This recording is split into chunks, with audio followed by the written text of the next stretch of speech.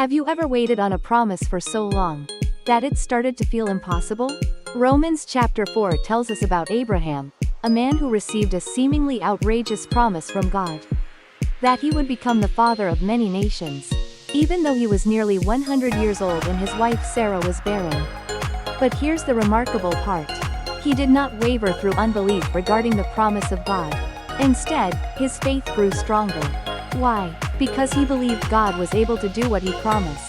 Let me share a story that beautifully reflects this kind of faith.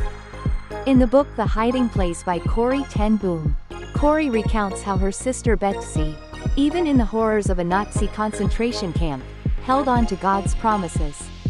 While starving and suffering, Betsy would whisper to Corrie, "There is no pit so deep that he is not deeper still."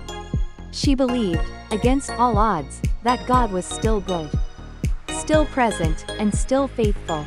And here's the miracle: before Betsy died, she told Corrie that they would be free by the new year, and that God would use their story to heal others.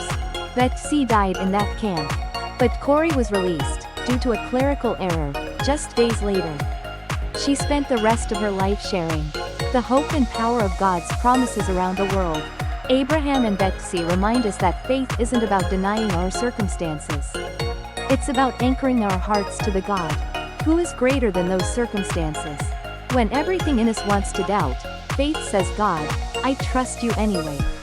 So today, if you're holding on to a promise that feels impossible, let Abraham's story, and Betsy's, remind you God is able to do what he has promised.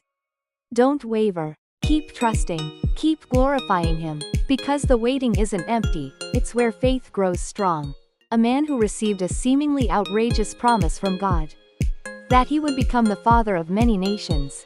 He did not waver through unbelief. Instead, his faith grew stronger.